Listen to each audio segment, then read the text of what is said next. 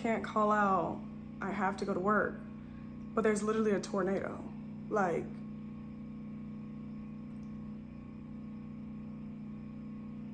thug it out in a tornado or be unemployed. Tough. That's a tough one. Hey, Pristine Posse, welcome back to my channel. You already know I'm not here to waste your time, so get your pens and papers out. We're gonna talk about how to finesse, or as the corporate people say, work smarter, not harder. So before we get started, go ahead and like the video. And if you're new, subscribe to the Pristine Posse, show your girls some love, and let's get right into it. So first, I'm gonna give y'all the story time. We're gonna debrief with some good tips to help y'all. I'm taking these good set of L's so that the Pristine Posse can live a life full of W's, all right? This story time happened back in May, all right? So I was on reserve AM shift, yes, AM shift, 4 a.m. to 4 p.m., all right? And when I tell you they was calling your girl, they was calling your girl. Back to back, back to back. From now on, I'm not gonna play around. Reserve is for January to April. I'm not doing it in May. Actually, now that I think of it, I actually requested not to be on reserve in May, but we didn't have enough line holders, so I had no choice but to be on reserve. So sometimes you get it, sometimes you don't. Anyways, fast forward, it is May 28th, 2024, all right? And I am on my last day of my reserve bucket. So I have 1 day of reserve and then I have a couple days off. So the night before, I was like, you know what, let me just go to sleep early. If I'm called to work, it's only 1 day. If they use me, it's either gonna be ready reserve or it's gonna be a quick local, but regardless, it's 1 day. So that's kind of what I like when I have 1 day left. It's like, you can't do too much with me. So I love that. Y'all, please tell me why crew support called me at 5 in the morning. I answered the phone. They said, hey, how are you? I'm great. How are you?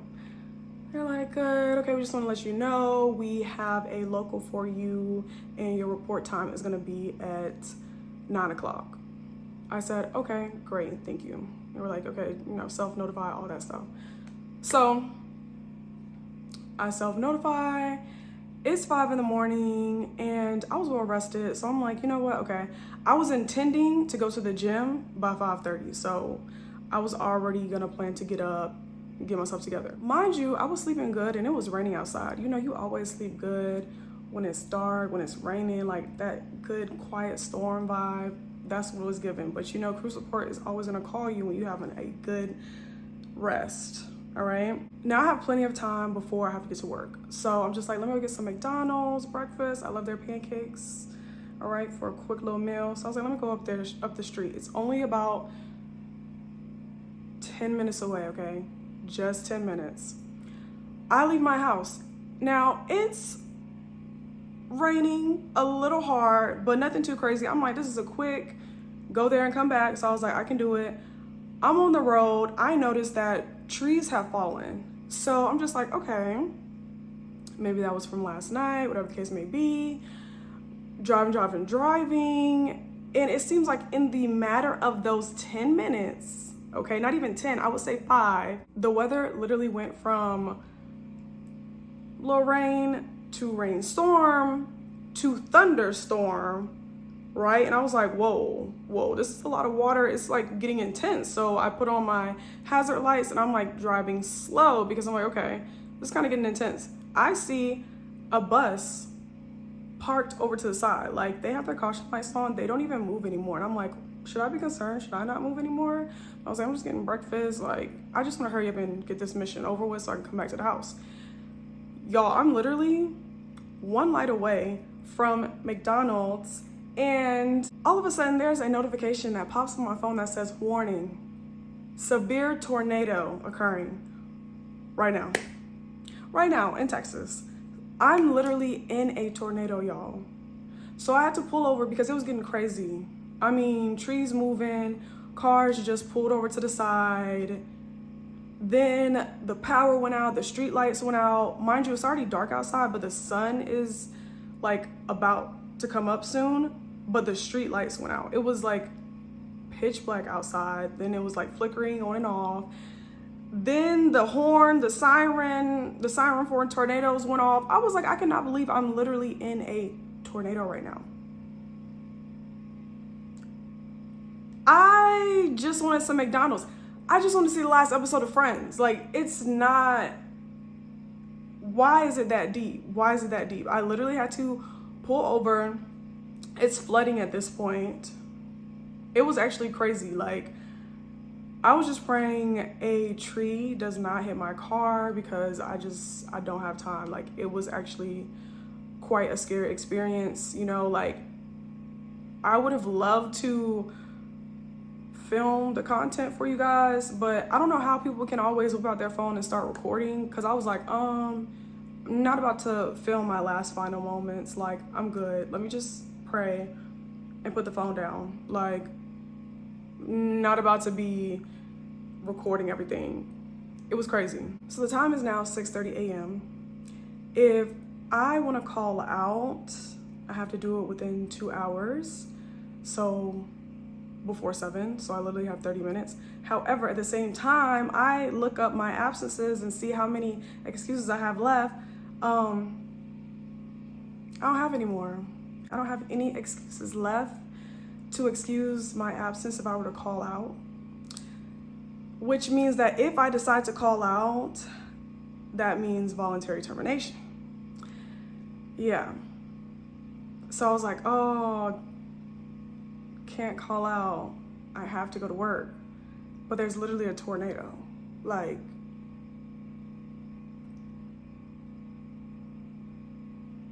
thug it out in a tornado or be unemployed. Tough. That's a tough one. Fast forward, I pull up the handy dandy flight attendant Bible. Okay? If you know, you know, also known as the IOM, Flight Attendant Policy Manual. I pull that up, start reading through it, like, what can I do? What can I do? Okay, like, how I need to get out of this some way, somehow. I see that there is a way to call in using the excuse of a natural disaster. Now, a tornado does count as a natural disaster, so all I have to do on my end is call out and then submit proof. Okay, this is key. Submit proof that there was a natural disaster occurring at the time that I had to go to work. From there, my documentation will be evaluated, and if approved, then my absence will not count against me and I won't be terminated.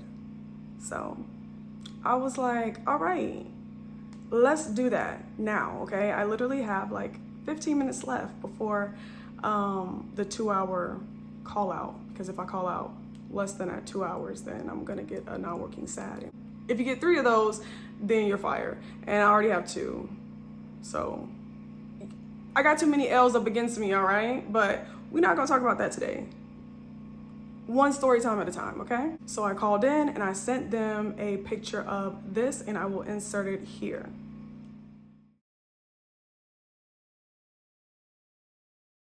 And by the grace of Mother Nature, my absence was excused and my documentation was approved. So I was good to go. I'm still on the job. Okay, holding on by a thread, but it's a strong one, all right? And I'm living to see another day as a flight attendant, which is why I am here today, all smiles, and here to help you all right? Like the video now. Make sure you're liking it. Comment down below. Have you ever been in a natural disaster? What happened? Did you go to work? Did you call out? Did you use a natural disaster excuse? Did you know about it? Well, now you do know, so make sure you use it, all right? Now, when it comes to submitting evidence that there was a natural disaster, all right, please don't go photoshopping information. Please. Don't. I didn't tell you to do that, okay? It needs to actually be factual information, something that actually happened on the day that you were supposed to work. Let's say you didn't have a notification, that's fine. You could pull up the news online, take a screenshot of that. If it was something on TV, if it was in a newspaper, whatever the case may be, just evidence stating the date, and the date needs to correspond to the days that you have to go to work. If you are in a natural disaster or a natural disaster is occurring, whether it is a snowstorm, tornado, typhoon, hailstorm, hurricane, if you have headlining news that says you need to remain in the house, it is severe weather conditions, you need to stay safe, then you can use that as documentation to submit as an excuse absence. Now, when it comes to submitting your natural disaster excuse, make sure that it is current, make sure that it is real, all right? And also make sure that it's in the domicile that you are based, okay? This is a big one. This might be more important than the photoshopping, all right? If you are a commuter, let's say you live in Denver and you commute to Dallas, and there's a snowstorm in Denver, do not send anything about Denver when you're based in Dallas, okay? You commuting to work, not being able to commute because there is a snowstorm in Denver, has nothing to do with you being based in Dallas, where you were supposed to be within 2 hours of getting to work anyway. So be sure that if you're submitting the evidence, it needs to be within the base that you live in. Unfortunately, if you're a commuter and you are commuting, let's say from Chicago or Denver or any of those places that have extreme weather conditions, you cannot use that as an excuse because the company does say that commuting is something that you do on your own terms. You must figure out how to get to work. But if it's happening in your domicile, that's a different story. So keep that in mind. And that's where commuting gets sticky, and your girl, I don't have time for that. I don't have time for that stress and those inconveniences, full flights, canceled flights, delayed flights. I don't need that stress, okay? So that's why I'm not a fan of commuting. However, if you're still here with me, please drop a tornado emoji. Be sure to like the video and subscribe to the Pristine Posse if you haven't already done so. Now let me say this. Once you put in your natural disaster excuse in and you're off work, I know one thing. You better not go to sleep. No. Use that time off that Mother Nature gave us to invest in yourself, okay?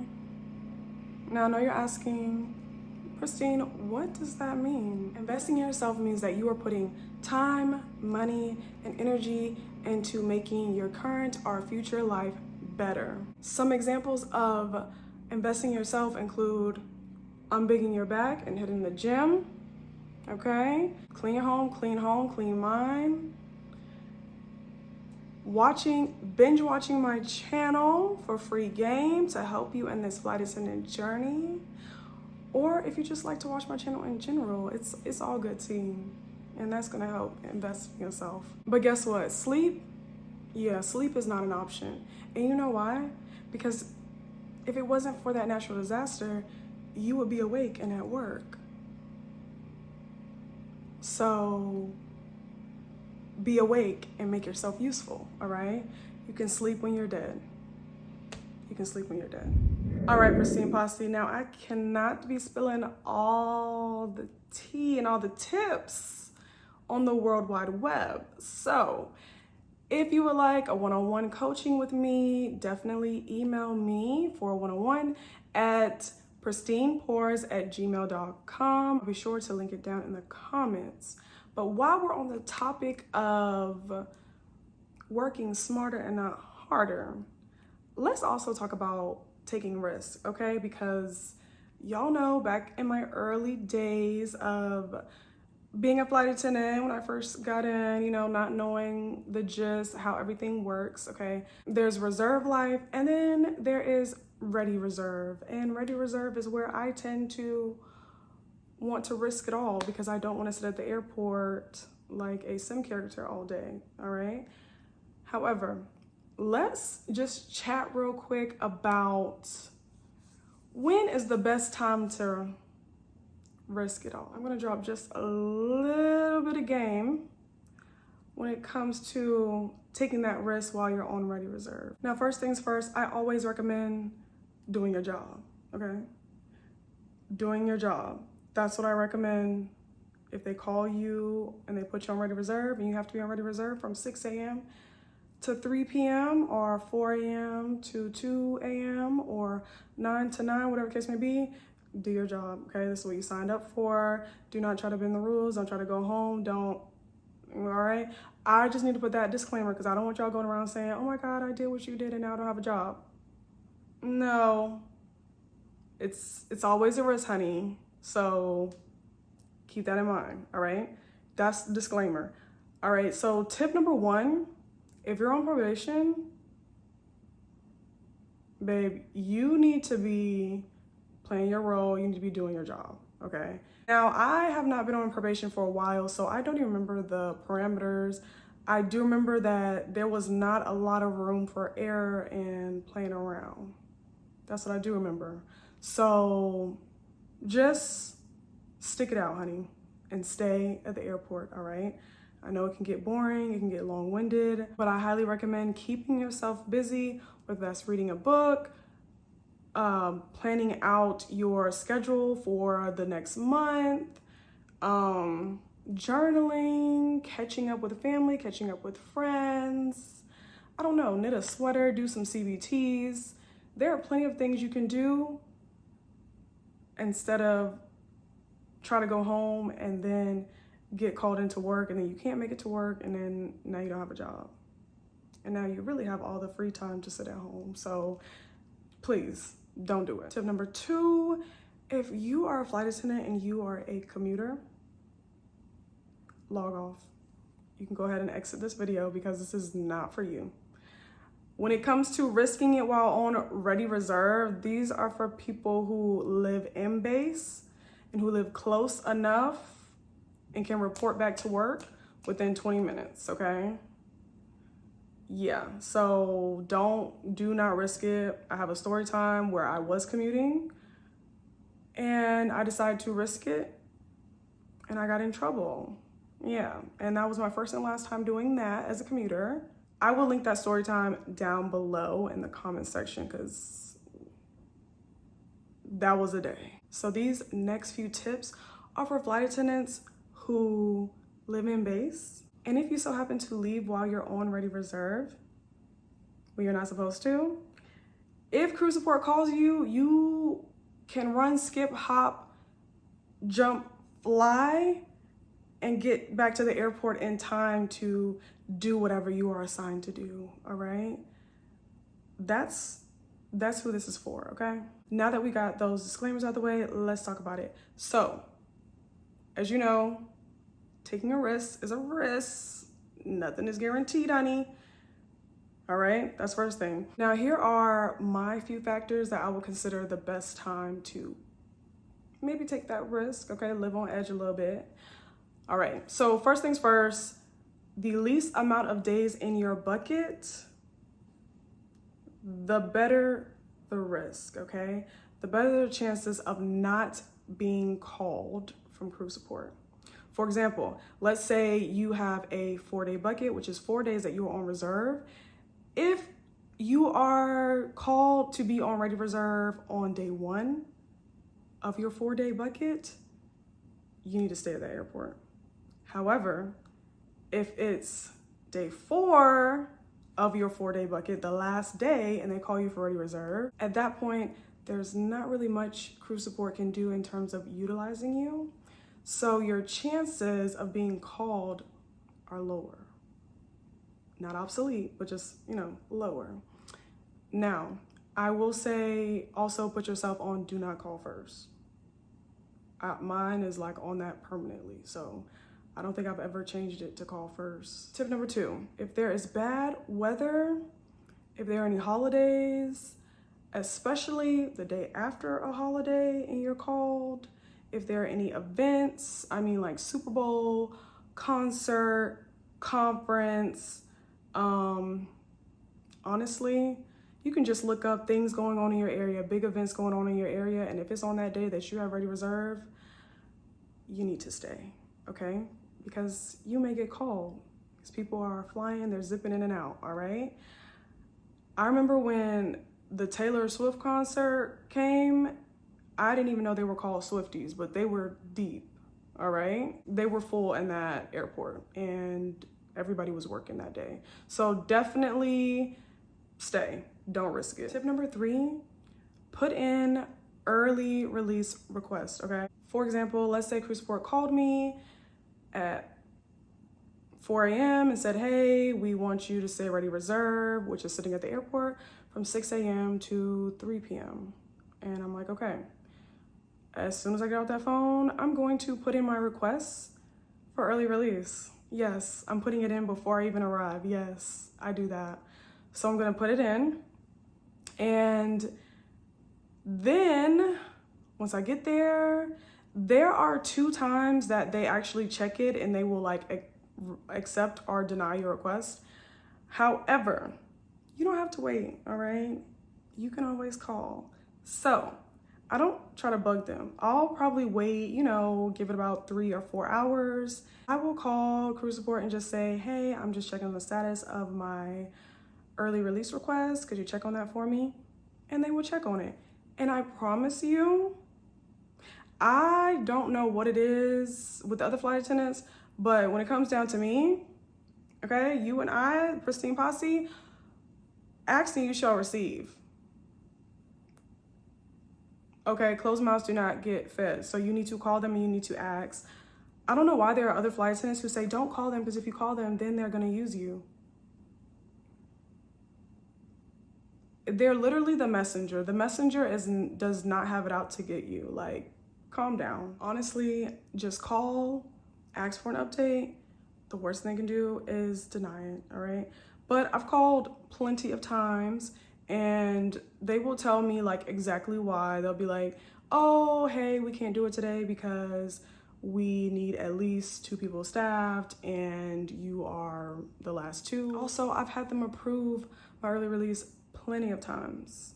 I even had them move it from like, it was supposed to be done at 12 and then they moved it up again to 11 because I didn't see that they had approved it. When I called them, they were like, oh, we can move it up to 11 because we really don't need you. So definitely always call, always be pleasant and just ask, okay? Tip number 3, and I guess this is more of like, just keep in mind, yes, it can be your last day of your bucket. You could be on reserve. You could have only an hour left. However, I have had that situation happen where I only had 1 day. It was only an hour left. I was a commuter at that time and I was gonna leave. But I was like, you know what? Let me just wait, because it was after I had already taken an L before. So I was like, I actually need to wait. They called me 15 minutes before my shift ended and they just wanted me to board for a flight attendant who was running late. So there are instances where you can be used in terms of just boarding the plane until the other flight attendant gets there, whether they're plane delayed and they're like just trying to get from one terminal to another and then they use you for 15 minutes. That means you need to be within reach, okay, if they call you. So that's why I say don't go too far and definitely don't commute as far as like leaving the town. Don't do that. And my last little tip, I think this is tip number 4, but when it comes to taking a risk, now let's say it is the last day of your bucket, you're supposed to be done at 3, you decide to go ahead and shuffle to your car at 2 o'clock. You're sitting in the car, everything's all good, and you're like, you know what? Let me just go home. They're not gonna call me. I only got like 20 minutes left. Like, no way they're gonna call me. You leave the airport, you're driving, and then you get a call at 2:55. Yup, 2:55 p.m. and they say, hey, we need you to be at this gate at 4 o'clock. All right. Now, sometimes it isn't 20 minutes. The minimum is 20 minutes to get to said gate if they need you for something. However, most of the times that I've been called, it's always like an extended time period because maybe someone else has called out and that's why they need me. So if it's like 4 o'clock they need you, then just, you know, you're gonna have to turn around, but you just accept and you turn around and, hey, I tried to risk it, but they called me.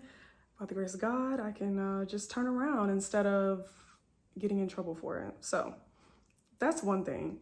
The second thing is, let's say when they call you at 2:55, they say, we need you to report to gates A20 right now.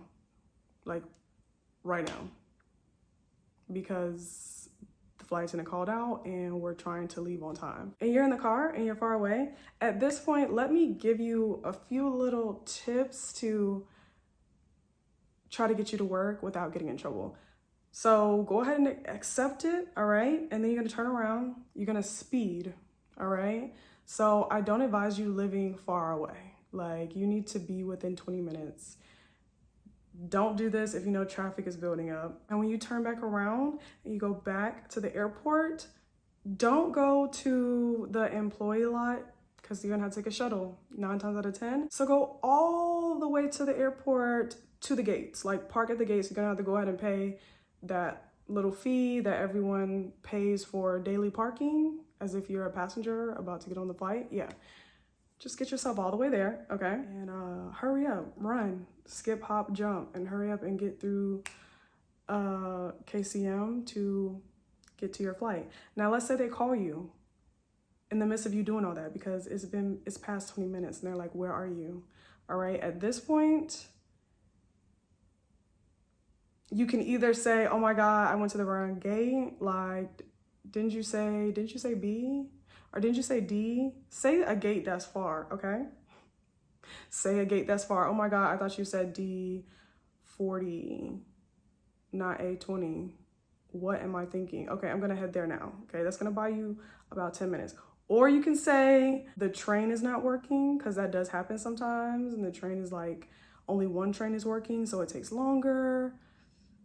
That can buy you about maybe 10, 15 minutes, but yeah, you need to be in the airport. You definitely need to be within reach, okay? So anytime you are risking it, long story short, you need to be able to make it back in case they call you, all right?